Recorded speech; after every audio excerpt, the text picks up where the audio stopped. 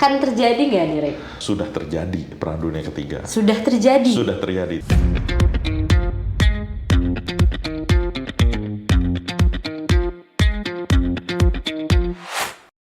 Hai Princess, kembali lagi di Bedpot Batavia Podcast. Dan kali ini 5 menit aja nggak cukup.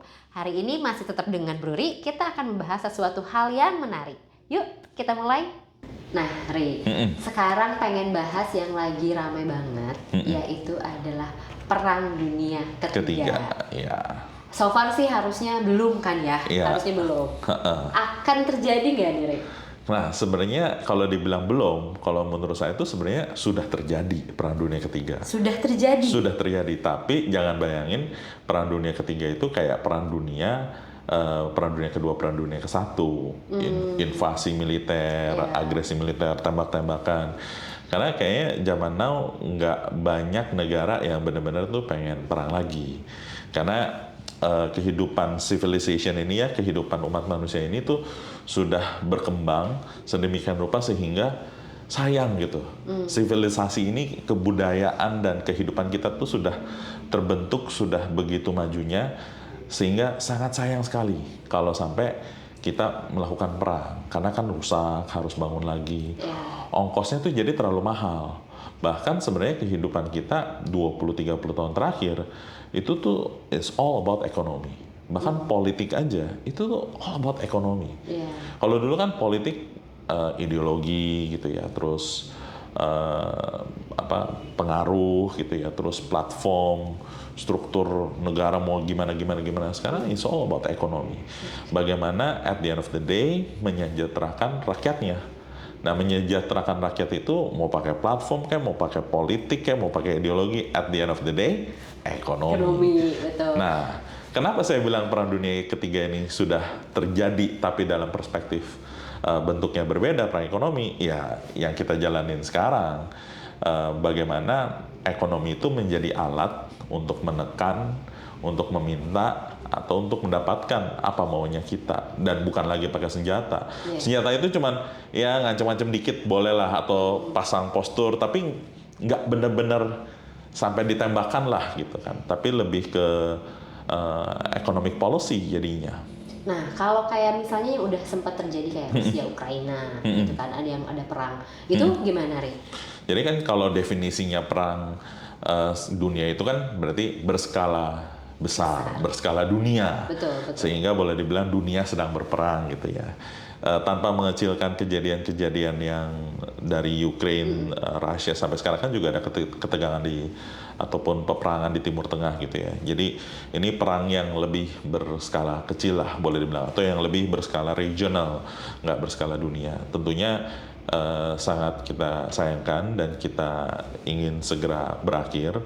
Namun kalau kita lihat memang pihak-pihak yang ada ini tidak benar-benar ingin perang yang berskala sangat penuh gitu ya, sangat besar gitu kan. Contohnya nih, jangan sampai kejadian ya.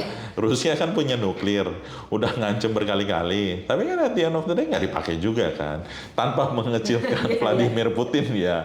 Tapi kan ya kelihatan lah nggak ada benar-benar negara yang pengen berperang, karena ongkos perang itu terlalu mahal, dan kehidupan manusia, civilization ini tuh udah maju banget dalam 30 tahun terakhir. Umat manusia juga udah nggak ada yang benar-benar pengen perang lagi, menginvasi lagi. Terus juga kan kalau kita liatin sebenarnya 75 tahun terakhir tuh kan hampir tidak ada perang berskala besar, itu karena Perang Dunia Kedua itu saking savage-nya, muncullah PBB, muncullah kesepakatan ini, konvensi ini dan itu dan segala macam, bahwa hampir semua lah gitu ya, atau semua warga dunia ini sepakat bahwa perang itu jauh lebih besar cost-nya daripada manfaatnya.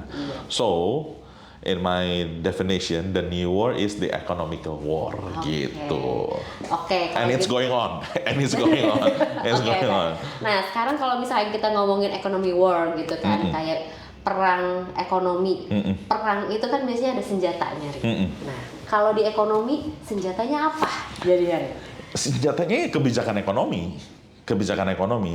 dan memang tidak bisa dipungkiri kebijakan ekonomi itu bisa di force gitu ya, atau dipaksakan Misalkan kita punya postur militer, ya, tapi bukan untuk benar-benar digunakan, untuk tongkrongan aja gitu ya.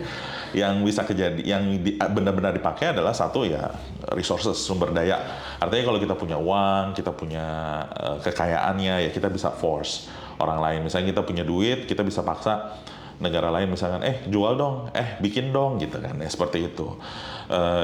Kalau kita ngambil yang kekinian banget nih, yang lagi kejadian sekarang hot-hotnya gitu ya tahun ini, ya tentunya perang dagang, perang ekonomi ini adalah dalam bentuk perang dagang. Perang dagang ini dalam kebijakan ekonominya di tarif import atau tarif perdagangan. Jadi Amerika sedang memproteksi dirinya terhadap semua negara-negara yang jual barang ke dia, itu dikasih tarif supaya masuknya lebih susah. Ya, karena itu yang memang di belakangan ini bikin agak sedikit gonjang-ganjing juga di pasar ekonomi kita ya, Ri ya. Betul. Nah, tapi kalau misalnya kayak gitu, berarti dia tujuannya apa? Menghambat impor kah? Atau misalkan apa tuh, Ri?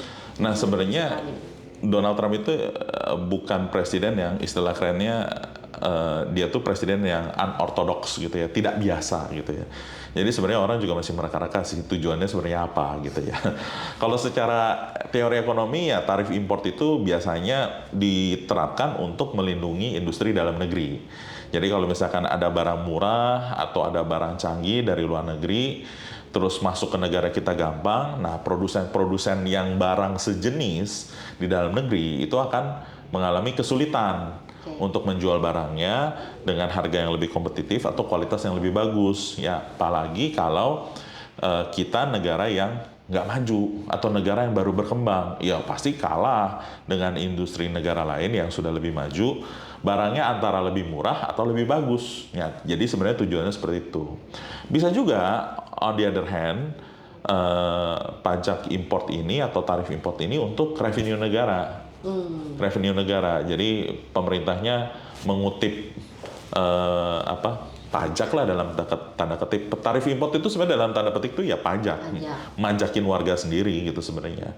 Nah kalau di Indonesia tuh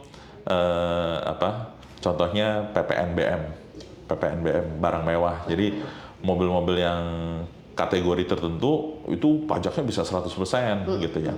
Nah itu karena dianggap kamu kan orang mampu, jadi ya beli mobil mewah, menikmati kemewahanmu silakan, tapi bayar lebih gitu kan. Tapi kalau mobil-mobil murah, apalagi diproduksi di Indonesia, ya nggak perlu bayar PPNBM. Nah itu salah satu contoh sebenarnya proteksinya tidak terlalu tinggi, tapi pengen dapat revenue gitu, karena memang tahu harganya mampu lah gitu. Segmen tertentu soalnya yang disasar gitu. Oke. Nah ini lebih ngomongin kayak misalnya ke US gitu ya, impornya di US. Sebenarnya kan kalau misalnya kita ngelihat dampaknya justru akan berdampak ke US itu sendiri gitu ya. Kalau misalnya kita ngomongin perang tadi lah ya, perang tadi kan pasti akan ada yang nggak akan ada manfaatnya istilahnya gitu ya. Nah sebenarnya kenapa juga sih si US ini tuh bikin perang dagang ini sendiri, karena kan dianya sendiri juga sebenarnya yang akan kena dampak negatifnya. Iya. Gitu. Jadi kan sebenarnya kan dunia orang itu kan bisa tidak sepaham, tidak sepakat gitu kan. Tapi kan at the end of the day seberapa hostile gitu kan ya. Nah kalau udah kategorinya terlalu hostile kan ya kayak perang gitu ya. Perang kan ya pasti nggak bermanfaat lah buat everyone gitu ya. Jadi sebenarnya memang agak lucu juga nih kalau misalnya kita ngomongin di Amerika. Jadi dengan tarif yang terlalu tinggi, yang terbebani itu sebenarnya ya warga Amerika sendiri gitu yang memang di dalam negeri itu industri manufacturingnya rendah karena memang mereka sendiri yang merasa bahwa mereka tidak kompetitif lagi untuk melakukan industri manufacture. Jadi perusahaan-perusahaan Amerika, merek-merek Amerika yang produksi barang, bukan produksi jasa ya, yang produksi barang, itu memang meng-outsource produksinya tuh ke negara lain. Supaya biaya produksinya lebih murah, lalu mereka import balik ke negaranya sendiri. Supaya rakyatnya dapat barang, dapat harga lebih murah. Kalau diproduksi di dalam negeri, terlalu mahal. Entah mungkin karena pajaknya kah, mungkin karena tenaga kerjanya kah, karena tanahnya kah, ini itunya lah gitu kan ya. Nah, tapi kalau misalkan dibilang apakah tarif import ini hanya akan memberatkan Amerika, dalam kasus ini enggak juga. Karena Amerika itu boleh dibilang the biggest buyer di dunia, pembeli terbesar di dunia. Pembeli pelanggan paling kaya lah. Ibaratnya kalau kita punya toko gitu ya. Ini Amerika ini adalah pelanggan VVIP prioritas gitu ya. Udah VIP prioritas Iya, pula ya. betul. Dia yang duitnya paling banyak gitu ya. Jadi kalau kita nggak jual barang ke dia, kita yang Mau rugi. jual ke siapa? Kita yang rugi. Iya. Heeh. Jadi karena kalau kita nggak jual barang ke dia, orang lain mau jual juga. Jadi sebenarnya kita lagi perebutan semua sama-sama jual barang ke dia. Nah, memang antara pembeli dan penjual tuh kadang-kadang bisa seimbang, kadang-kadang nggak seimbang. Tergantung siapa yang lebih butuh siapa. Iya, iya. Nah, dalam kasus Amerika, yang jual barang ke dia itu kebanyakan negara-negara berkembang. Yang ekonominya belum hebat-hebat amat, mungkin juga nggak kaya-kaya amat gitu ya. Bahkan even kita bisa lihat negara-negara kaya lainnya, negara-negara maju lainnya, itu juga ketakutan kalau nggak bisa jual barang ke Amerika, karena Amerika is the biggest buyer, the richest buyer in the world gitu. Jadi bargaining power dia jadi lebih tinggi gitu. Makanya Trump juga berani untuk mengeluarkan kebijakan-kebijakannya ya. Betul. Tapi kalau kita lihat dari polanya, sebenarnya tarif ini jadi kayak 50-50 nih. 50% untuk tarik revenue gitu ya. 50% lagi tuh kayaknya memang untuk jadi alat untuk negosiasi gitu ya. Okay. Bukan 50% tarifnya ya, maksudnya tujuannya tuh setengah-setengah lah gitu. Setengah untuk ini, setengah tuh sebenarnya untuk negosiasi. Soalnya kayak Indonesia kan tadinya dapat additional tarif 32. Iya, betul. Terus akhirnya setelah nego, barang-barang Amerika boleh masuk ke Indonesia, nggak kena tarif. Terus kan Indonesia menang dagang nih lawan Amerika, kamu beli barang lebih banyak dong dari saya, dari Amerika gitu kan. Akhirnya tarifnya diturunkan ke 19%. Jadi sebenarnya kan lebih dipakai sebagai untuk alat negosiasi. Nah, kenapa dia bisa lakukan itu? Ya tadi yang saya bilang, satu, tongkrongannya serem.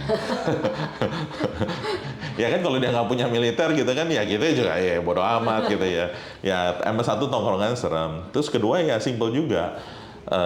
Kalau kita nggak jual ke dia, kita bisa jual ke tempat lain nggak gitu kan. Terus kalau kita nggak jual ke dia menderita nggak? Atau bakal ada yang dengan mudahnya gantiin kita? Nah, bargaining power itu, daya tawar itu yang kita taker-taker, ya kayaknya kita lebih butuh dia. Yeah, yeah. Nah, tapi kan ya terus jangan 30-50% juga gitu kan. Ya itu yang kita masih bisa yang kira-kira yang nggak terlalu tinggi supaya orang Amerika tetap willing beli barang kita, betul. Nah, kalau misalkan tadi ngomongin tarif-tarifan ini, Ri, itu sebenarnya siapa sih jadi sebenarnya yang harus bayar, Ri? Nah, buat tarif impor ini nih.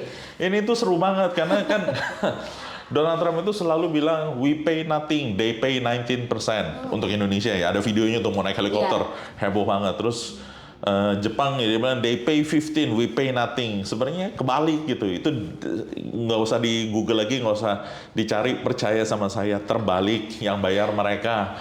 Namanya aja tarif import, berarti yang bayar yang beli.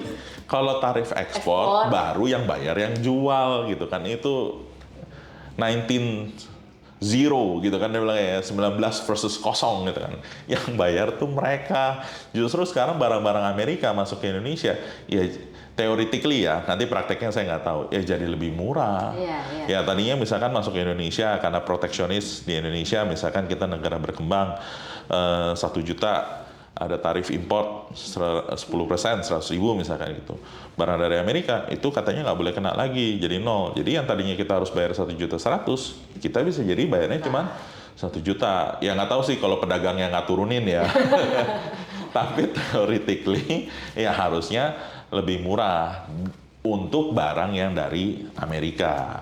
Nah, jadi kita harus lihat lagi juga nanti nih ya, kalau misalkan barangnya datangnya dari China, dari Singapura, ya belum tentu gitu kan. Soalnya kita import barang dari Amerika emang nggak banyak, cuman 9 atau 10 miliar US dollar ya setahun, kecil. Kita jual ke Amerika itu sekitar 28, sekitar 28. Ya makanya itu dikenakan tarif jadinya ya. Nah tapi kalau misalnya mereka yang bayar, kenapa kayaknya negara-negara lain atau termasuk Indonesia juga kayak lumayan worry takut gitu. Nah, itu yang tadi saya bilang. Yang pertama, kalau kita nggak jual barang ke dia, yang menderita dia atau kita? Ya kita. Ya. Jadi kan penjual sama pembeli itu siapa? Ya, jadi penjual sama pembeli itu siapa yang menang? Kalau berantem itu timbang-timbang sendiri si pembeli nih. Kalau dia nggak jual ke saya nggak beli dari dia, yang menderita saya atau dia. Iya, Bagi penjual, kalau saya nggak jual ke dia, yang menderita dia atau saya, gitu kan. Nah, cara ngukur siapa yang lebih menderita adalah, ya satu, kalau kita nggak jual ke dia, terus pabrik kita mau jual ke siapa, gitu kan. Kalau kita bisa jual ke orang lain, ya aman. Berarti yang menderita yang beli. Nah, tapi yang beli, misalkan dia punya toko lain, cek toko sebelah, ya.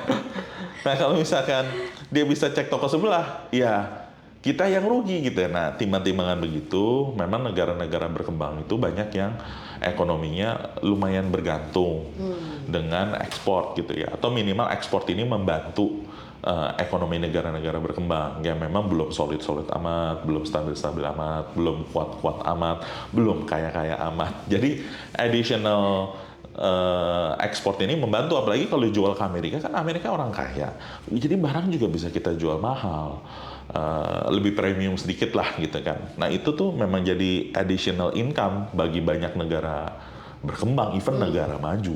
Iya. Even negara maju.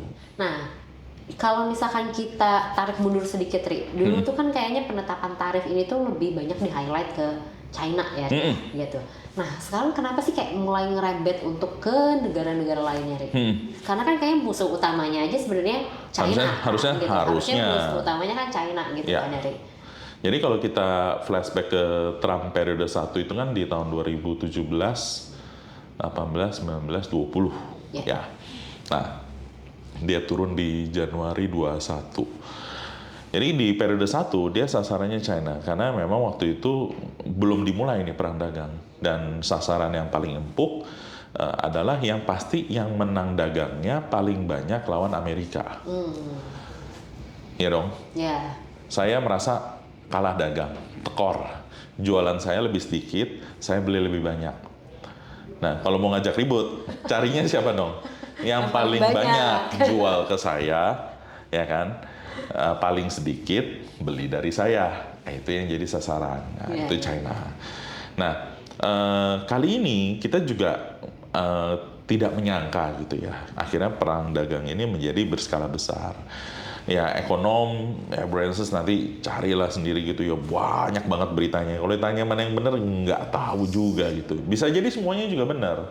For partial reason gitu loh. Cari revenue. Ya, karena kan dia mau perpanjang diskon pajak. Kan Amerika tuh diskon pajak tuh. Tahun 2017 Donald Trump kasih diskon pajak. Jatuh tempo 2025 mau diperpanjang lagi. Kalau diskon pajak kan berarti penerimaan tidak naik. Berarti kan spending nggak bisa naik atau spending harus turun dong. Nah, tapi kan spending susah turun dong, kan politik sekarang ekonomi, ya kan? Jadi harus dapat other source of income. Salah satunya apa? Dari trade ini. Terus yang kedua, simply urusan dagang aja. Amerika merasa, kok gue kalah dagang ya? Gue juga banyak kok barang-barang gue yang bagus yang lo orang bisa beli kok, gitu kan? Kalian bisa beli gitu. Ya udah, jadi dia paksa orang-orang beli barang lebih banyak dari dia. Itu juga bisa. Terus atau negara-negara yang selama ini sudah dibantuin sama Amerika tuh, sudah diinvest sama Amerika gede-gedean. Amerika tuh zaman dulu emang polisi dunia tapi juga dermawan dunia. USAID itu kan charity development di mana-mana, invest di mana-mana gitu ya. Jadi kayak mereka mau ayo you support my country back lah gitu kan. Negara maju tuh, negara kalau udah terlalu maju, udah terlalu settle kan pertumbuhannya nggak besar lagi gitu ya. Nah, ini juga bisa dikaitkan supaya mereka bisa jaga jarak sama China. Karena China ini semakin mendekat sebagai negara ekonomi terbesar nomor 2, jaraknya sebenarnya masih cukup jauh sama Amerika. Amerika tuh 28-an triliun US dollar kalau nggak salah GDP setahunnya. China tuh 17-18. Masih jauh, selisih 10 triliun. Tapi ini yang paling dekat, karena nomor 3-nya itu cuma 5 atau 6. Dan China masih melaju terus dengan kecepatan 5% per tahun. Amerika itu cuma melaju 2-3% per tahun. Nah, jadi mungkin dia pengen lebarin juga gitu kan. Terus, apalagi ya? Ya mungkin itu sih yang dua yang paling utama ya. Probability adalah satu revenue, kedua untuk meningkatkan perekonomian juga dalam negeri. Nah, ada satu lagi yang ketiga. Jadi ada juga sempat yang ngebahas Amerika itu importnya nggak healthy, bukan karena dia nggak sanggup bayarnya, utangnya gede sih memang, tapi utamanya bukan lebih karena nggak sanggup bayarnya, lebih karena national security interest. Kenapa? Karena hampir nggak ada barang yang diproduksi di Amerika. Jadi kalau tiba-tiba nanti suatu hari dia diboykot sama sellernya, bisa sakit kepala, nggak punya barang apa-apa. Oh, karena mereka lebih banyak ke jasa kali. Jasa, betul. Nah, karena kalau negara sudah semakin maju, negara semakin advance, memang sudah naturally, bukan layak dan sepantasnya ya, naturally, memang barang itu akan terlalu mahal diproduksi di sana, dia akan lebih beli barang yang lebih murah dari luar gitu. Barang itu akan diproduksi di tempat yang lebih murah. Nah, mereka akan fokus ke sektor-sektor jasa atau value added sektor, value added ekonomi. Jasa itu kan lebih mahal. Misalkan contoh kita ngomongin coffee shop ya. Kalau misalnya kita jual kopi, kan lagi tren ya. Jual kopi as a goods, as a barang gitu ya. Yang dijual itu berarti kan kopi, air, gelas, ya sewa stall murah lah gitu ya. Tapi yang utamanya adalah kopi, gelas, air, marginnya berapa, ya kan? Udah, as simple as that, as a goods. Goods, oke, ya kan? Service as goods. Tapi kalau kita jualan kopi ini as a service, ya kan? Kita beliin kursi, kita beliin meja, kita kasih wifi, taruh musik, jangan lupa bayar royalti. Nah, terus duduk 2 jam nggak diusir, ya kan? Terus dilayani, selamat pagi kakak. Jadi itu service. Tadinya goods, tapi jadi service. Karena ada added value-nya tadi. Betul. Nah, value added ini juga semakin terus berkembang, bahkan teknologi itu jadi value added gitu kan, ditaruh loyalty masih toko kopi nih, ditaruh loyalty, masukin saldo, bayar gitu kan, biar balik lagi ngumpulin poin gitu kan. Jadi value added sektor gitu loh, bahwa yang tadinya orang minum kopi doang menjadi lifestyle gitu kan, menjadi sekarang bahkan post covid menjadi tempat kerja gitu kan. Nah, memang negara maju itu kehidupan orang-orangnya itu bukan di primary needs lagi, bukan di kebutuhan primer lagi, betul, dan jasanya pun bukan jasa dasar lagi gitu kan. Kopi diaduki, kalau jasanya kan sebenarnya kopi diadukin kan, ya sekarang udah bukan masalah kopi diadukin lagi, tapi tempat duduknya, wifi-nya gitu kan. Bagus, dulu kalau kamu bikin coffee shop gitu ya, ya udah coffee shop lah ya, bukan cuman kios kopi ya, udah coffee shop. Kepikiran nggak kalau dulu harusnya colokan 10 biji? Kan nggak kepikiran. Nggak ada ceritanya orang datang ke coffee shop buat ngecas. Ya sekarang kalau coffee shop nggak ada colokannya, ya orang pindah cari yang ada colokannya kan. Ya kayak gitu sih. Dan negara maju ya ke sana arahnya gitu. Tapi kalau misalkan negara belum terlalu maju gitu ya, negara masih berkembang, maka kebutuhan ekonomi itu akan berkisar di kebutuhan-kebutuhan dasar. Makan, terus transportasi, rumah, sofa, masih yang gitu-gitu kan, primer aja gitu, untuk kebutuhan dasar hidup nyaman atau hidup layak, belum hidup enak gitu. Baru sampai layak, kalau udah maju hidup enak gitu. Hidup enak atau hidup yang memberikan nilai tambah gitu ya. Jadi contohnya agak loncat sedikit ya temanya. Influencer ya, aktualisasi diri, berbagi ilmu, berbagi informasi gitu ya. Jadi itu kan kalau di hierarki itu kan udah yang paling tinggi, self actualization gitu ya. Bukan lagi yang basic needs, yang security, yang bottom pyramid itu kan yang security. Security itu nggak lapar, nggak kena hujan, nggak kena panas gitu ya. Aman aja. Gitu. Aman aja, iya betul. Nah, aku tarik sedikit lagi ke Indonesia gitu. Kan kita sempat dikenakan 32 terus turun jadi 19. Itu posisinya tuh kita kalah atau menang atau seri atau apa tuh? Kalau misalkan di perang gitu ya, ada kayak menang atau kalah kan? Apakah gimana tuh posisinya? Ya udah pasti dalam perang dagang kali ini atau perang tarif ini ya udah pasti semua negara kalah hitungannya. Ya kenapa kalah? Ya tadinya ada yang 0%, ada yang 5%, ada yang 10%, terus jadi 10, tambahan loh. Yang disebut sama Donald Trump itu bukan jadi 19, misalnya itu 19 itu tambahan. Ya nggak tahu nanti kalau misalkan begitu mereka negosiasi udah di atas kertas, detailnya gimana saya nggak tahu. Tapi prinsip dari tarif reciprocal itu adalah tambahan atas apa yang sudah ada. Yang belum ada berarti 19. Yang sudah ada, nah itu yang saya nggak tahu. Langsung ditambahin atau nego sedikit misalkan gitu. Nah jadi hitungannya ya pasti semua kalah. Cuman kan kalah itu kan nggak harus terus kalah kita jadi hilang segalanya. Kalahnya itu dalam artian kita yang lebih dirugikan, tapi ruginya seberapa banyak. Nah kalau ruginya tipis, ruginya kita masih bisa sanggup cover. Terus saingan-saingan kita tuh negara siapa sih? Contoh untuk beberapa komoditi ekspor kita tuh aparel, sepatu dan tekstil itu Vietnam. Vietnam dapat 20, kita dapat 19. Menang, tapi menang tipis, nggak ngaruh lah ya. Tapi minimal kita equal. Jadi barang Vietnam sama barang Indonesia harganya tetap segitu, sama seperti yang sebelumnya, competitiveness-nya. Kalau tadinya dia jual 100 jadi 120, kita 100 jadi 119. Buat orang Amerika, ya udahlah, samain aja, beli aja gitu kan. Tapi kalau misalkan Vietnam dapat 10, kita dapat 19, nah itu kita kalah. Kita kalah. Terus kalau misalkan kita dapat 0, Vietnam dapat 25 misalkan gitu ya. Wah, itu berarti Vietnam kalah telak gitu. Jadi kalahnya bukan lawan Amerika, kalau lawan Amerika kalah semua gitu ya. Justru kalahnya lawan negara-negara yang sama-sama jual barang gitu. Sama-sama jual barang yang sama. Jadi kalau misalkan lawan, berarti kita kalah dong lawan Jepang. Ya, yang dijual sama Jepang sama dijual sama kita beda gitu kan. Jadi mungkin barang-barang Jepang ditambahin 15% aja udah kusut. Kalau barang-barang kita ditambahin 20% mungkin nggak kusut-kusut amat gitu.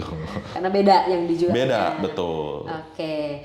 Nah kalau misalkan kita lihat, Ri, emang kan ya di Indonesia ya produksi juga lumayan banyak gitu ya, Ri ya. Sebenarnya mayoritas banget yang banyak barang di itu selain yang tadi aparel dan lain-lain. Itu apa, Ri? Selain itu, Ri? Yang diekspor ke Amerika. Oh, yang lain-lain sih kayaknya nggak terlalu menjadi perhatian karena itu memang lebih ke industrial yang lebih aman. Maksudnya kayaknya Amerika biar gimana pun akan tetap beli, terus saingannya tidak terlalu banyak. Terus mungkin ini memang produsen-produsen yang memang sudah sangat spesifik. Terus mungkin juga tidak padat karya gitu ya. Terus mungkin tidak terlalu lokasinya tidak di provinsi-provinsi yang memang terlalu sensitif impact perekonomiannya gitu. Kalau tekstil, aparel, terus sama sepatu itu kan memang terkenal padat karya. Padat karya, terus begitu juga padat karya itu maksudnya pekerjanya banyak. Terus di kantong-kantong perekonomian atau kantong-kantong wilayah yang memang kalau misalkan sampai kena itu akan memberikan efek multiplier yang cukup signifikan gitu ya. Jadi memang daerah industri. Ya kalau misalnya tiba-tiba kalah barengan atau kena barengan tuh itu impact-nya bisa lebih besar. Spesialnya ini kan di Jawa Barat semua ya. Mayoritas Banten, Jawa Barat. Yang banyak produksinya itu ya. Untuk yang apa itu tadi sepatu aparel, tekstil itu kan Jawa Barat sama Banten. Padat penduduk tuh, jadi kok dan itu kan dekat sama Jakarta kan, menopang perekonomian nasional juga hitungannya. Jadi lebih sensitif. Bukan yang berarti yang lain nggak penting gitu. Yang lain tuh lebih scattered, lebih nggak padat karya gitu ya. Jadi memang lebih less didiskusikan. Plus kayak tekstil itu kan emang Indonesia sudah dibahas selama beberapa tahun, makin less kompetitif, makin kalah. Jadi kalau kena ini lagi nanti malah tiarap beneran gitu. Tapi so far harusnya pengaruh ke Indonesia segitu signifikannya nggak? Jadi kalau misalkan kita bicara angka dulu ya, kalau kita bicara angka, Indonesia itu bukan negara yang heavily export ekonominya. Ekspor itu sekitar 20% dari ekonomi kita. Nah, dari 20% yang kita 20% porsi ekonomi kita yang dari ekspor, yang ekspornya ke Amerika itu sekitar 10%. Jadi direct exposure ekspor ke Amerika terhadap GDP kita itu sebenarnya cuma 2%. Nah, tapi ada indirect impact. Indirect impact itu apa sih? Ekspor kita ke negara-negara lain yang negara-negara tersebut akan ekspor ke Amerika. Entah barangnya nggak mesti sama, Tapi kalau negara-negara itu adalah negara yang sangat besar ekspornya ke Amerika, kemungkinan besar dia lagi dihajar dengan tarif. Takutnya ekonomi dia melemah, lalu ekspor kita ke negara itu ikutan melemah. Nah itu tersangkanya adalah China atau Tiongkok. Kenapa? Karena ekspor kita, kalau ke Amerika itu 10% dari total ekspor kita ke China itu sekitar 25% dari total ekspor kita. Jauh lebih besar ya? Jauh lebih besar. Jadi, dan China, of course, main course-nya perang dagang. Ya. Hidangan utama. Dari season satunya juga udah Betul. di China ya? Jadi, dengan ekonomi China dikhawatirkan melambat, takutnya ekspor kita ke dia juga jadi melambat. Nah, itu yang dikhawatirkan. Ya, jadi impact-nya beruntun lah ya, Rik ya. Betul, terus ada indirect impact lainnya juga, supaya biar tambah pusing sekalian gitu ya. Negara-negara yang kena tarif tinggi atau tarif lebih tinggi atau yang akhirnya pusing juga gitu atau kalah saing gitu ya. Akhirnya kan barang-barangnya membanjiri dunia juga. Jadi nggak laku. Jadi membanjiri dunia. Jadi kita mau ekspor ke negara lain dapat saingan baru dari negara-negara yang kelebihan kapasitas atau nggak bisa jual barang ke Amerika gitu ya. Jadi misalkan tadinya kita ekspor barang ini ke Singapura, tadinya nggak ada saingan, jadi ada saingan. Itu ya, jadi kalau ngitung itu semua tuh ekonom lah. Saya nggak sanggup. Kita bahas luar-luarnya aja deh. Yang gampang, ya kita bahasnya yang gampang-gampang aja. Artinya tambah susah, tambah lebih nggak enak, tapi para ekonom melihat this is not that bad. Okay. Nah, terakhir tuh jadi kesimpulannya. Jadi this is not that bad ya. This is not that bad. At the end of the day, yang kita tetap harus harapkan adalah ekonomi Amerika tetap baik-baik saja, supaya mereka sanggup beli barang yang lebih mahal. Jadi barang kita tetap dibeli gitu kan. Poinnya kan sebenarnya itu gitu kan. Karena kalau misalkan merekanya resesi, barangnya tambah mahal, ya kitanya double combo. Makin nggak dibeli gitu kan. Oh ya, tadi saya kelupaan. Selain tekstil, sepatu, sama aparel, itu seafood. Oh. Ekspor ke Amerika. Nah kayaknya karena itu kebanyakan kopi juga. Kopi juga. Nah katanya kalau yang sektor-sektor itu lebih nggak worry katanya, karena Amerika nggak bagus. Kopinya mereka import, nggak banyak, terus atau nggak punya bahkan ya, saya nggak hafal. Seafoodnya memang seafood tuh memang banyak ambil tuh dari daerah tropis. Jadi kayaknya itu nggak terlalu worry. Terus mungkin kan jualnya kan curah ya, murah, naik 20% juga nggak terlalu berasa. Gitu ya, nggak terlalu berasa. Jadi yang lebih dipusingin itu memang yang padat karya. Iya, yang berwujud ya gitu ya, yang ada produksinya lah gitu ya. Iya, yang menyerap tenaga kerja banyak juga. Kan kalau seafood itu atau makanan hidangan laut itu tidak padat karya kan. Ya, nelayannya banyak, tapi tidak sepadat karya kalau kita ngomongin manufacturing. Nilai tambahnya juga beda. Oke lah, Ri. Kayaknya udah lumayan panjang banget ya kita bahas terkait kan perang. Sekarang 5 menit nggak cukup. Iya benar, 5 menit kan nggak cukup. Memang kita sengaja panjangin, karena kayaknya 5 menit kurang gitu. Iya, kurang greget. Greget gitu kan. Viewernya juga lebih. Ternyata ya, perfect ya. Ternyata dipanjangin yang nonton lebih banyak gitu ya. Iya.